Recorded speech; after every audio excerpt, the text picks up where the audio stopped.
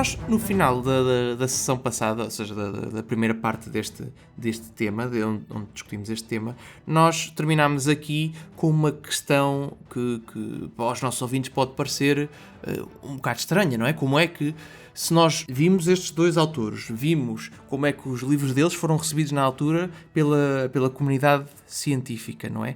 E tão criticados, não é? E tão criticados que foram, não é? Tão criticados.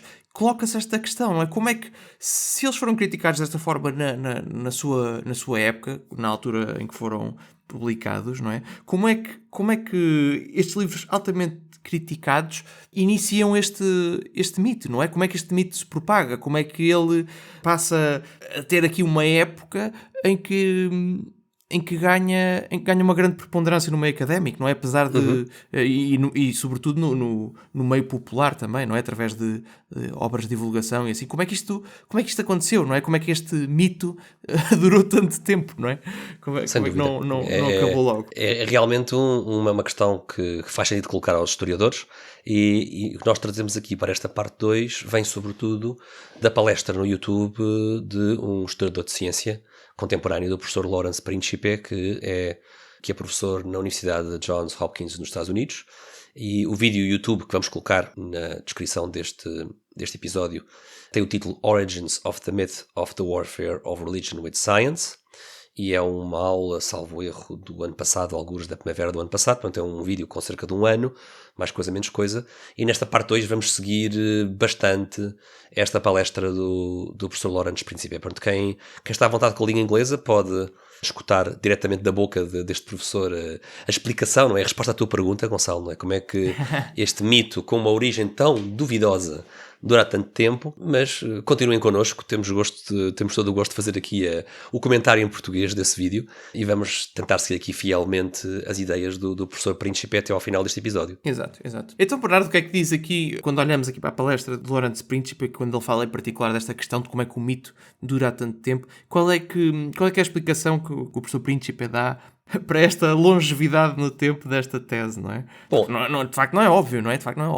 Não é nada óbvio. Primeiro nós temos que recordar, como dissemos na primeira parte, que no caso específico do White, durante um período de 10 anos, o Andrew Dickinson White publicou estas suas ideias hostis à religião organizada, não é? Estes seus exemplos pseudo-históricos de conflito, publicou-os em 25 artigos na Popular Science Monthly. A série de artigos intitulava-se Novos Capítulos na Guerrilha da Ciência. No fundo, a ideia de que a ciência está sempre em guerrilha, não é?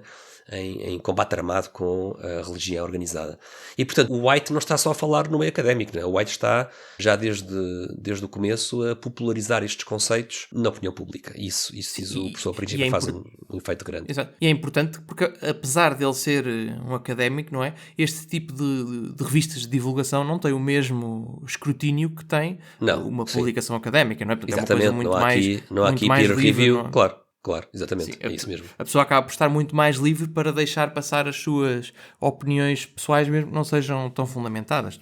É um detalhe importante dizer aqui e que ainda hoje é verdade. Portanto, atenção, ainda hoje, quando nós olhamos para coisas de divulgação científica, é preciso ter isso em atenção, que não tem o facto de nós vermos algo, mesmo divulgado por académicos em revistas de divulgação científica.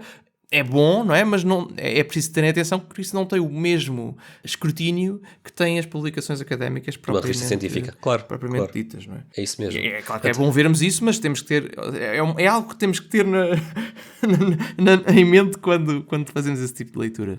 Exatamente. Eu acho que não é só uma questão de nós confiarmos na pessoa que está a falar, não é? Porque por vezes podemos ter grandes cientistas a falarem fora da sua área de conhecimento, mas também ter atenção ao facto de que é mais credível aquele especialista que fala da sua área, dentro da sua área, mas também dentro da sua área, como tu dizias, há vários graus, não é? Um especialista numa área de física ou de cosmologia pode estar a escrever um artigo científico, que é uma coisa muito escrutinada, mas pode também estar a escrever um livro de divulgação, que é um grau menor de escrutínio, ou então pode estar a escrever uma peça de opinião no jornal, não é? Ou um blog, ou um vídeo no YouTube, não é? E é preciso ter o cuidado de perceber um bocado o contexto, não é?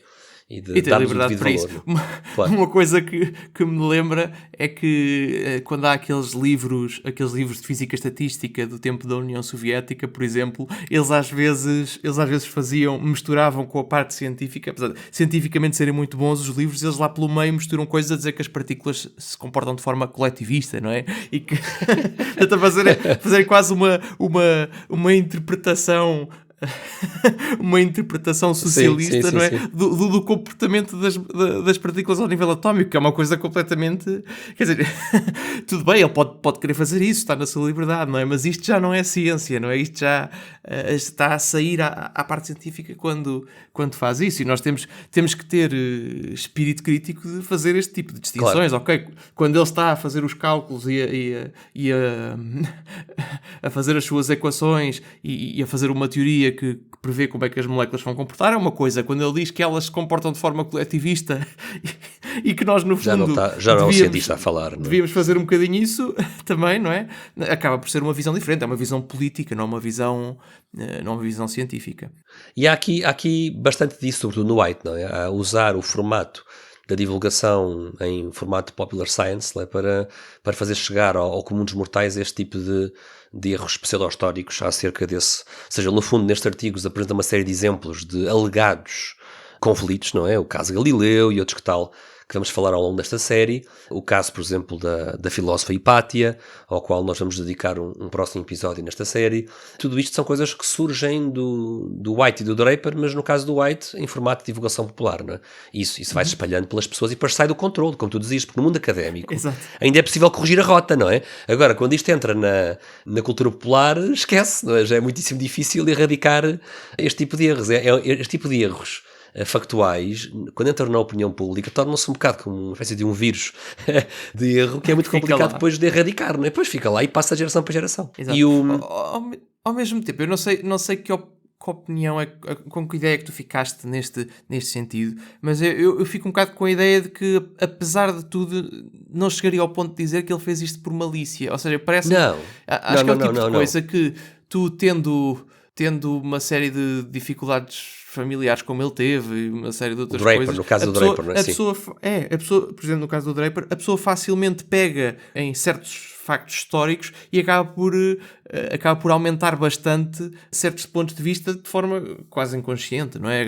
Eu acho que possível. Eu acho que no caso do Draper tens toda a razão, até porque ele depois cria mesmo uma visão espiritual muito própria dele, não é? Ou seja, não há grandes dúvidas que o Draper está convicto daquilo que está a escrever. No caso do White, eu não vou dizer que ele está a ludibriar ou a enganar, porque não tenho conhecimentos de que isso seja o caso, mas no caso do White, ele pode também estar a fazer ali um agravar, um distorcer de factos históricos que aconteceram para passar uma narrativa, não é? E às vezes a pessoa pode fazer isso mais ou menos conscientemente, não é? Mas não é necessário nós supormos que há aqui malícia, não é? Isto pode ser simplesmente o próprio espírito da época. O próprio Andrew Dickinson White é filho da época em que viveu, não é? E era o que se dizia na altura, não é? Exatamente, sim. Que é um aspecto interessante que o professor Príncipe faz muitas vezes nesta palestra dele, que é explicar que muitas vezes, não é, se junta, como nós poderíamos dizer aqui em português, se junta a fome à vontade de comer, não é? Ou seja, por um lado... Quer dizer, o útil ao agradável, mas aqui não é agradável, não é? É um bocado isso. Ou seja, há aqui vários fatores. Há os próprios autores, a forma como divulgam as suas ideias, não é? Não só academicamente, mas a nível popular. O facto também, muito importante, que é referido nesta palestra, o papel do editor, porque, curiosamente, foi um mesmo homem chamado Edward Humans a editar o livro do White e o livro do Draper, o mesmo editor, o que é muito interessante este detalhe. E ele não só editou estes dois livros, como garantiu o seu sucesso através de uma estratégia de divulgação muitíssimo bem sucedida. Por exemplo, o livro do Draper, talvez o livro, digamos, mais acessível, menos denso, e também com menos páginas. Eu acho que estes livros não são bem académicos, mas o livro do White, por exemplo, são 2 volumes, enquanto que o livro do Draper é uma obra num único volume e, portanto, mais fácil também de ser divulgada. E o editor Humans traduz o livro do Draper para uma série de línguas, torna-se um best-seller. E o próprio editor, claro, depois elogia muito estas obras, no fundo, como editor que é, não é? E quer promovê-las. Portanto, muito importante também aqui o papel do editor para garantir que estas duas obras iam juntas, por assim dizer, faziam parte de uma estratégia de divulgação conjunta. Muito deste mito do conflito se deve aqui ao editor Edward Heumanns. Sim, e numa altura que ainda não temos redes sociais e assim, e uma internet tão acessível, não é?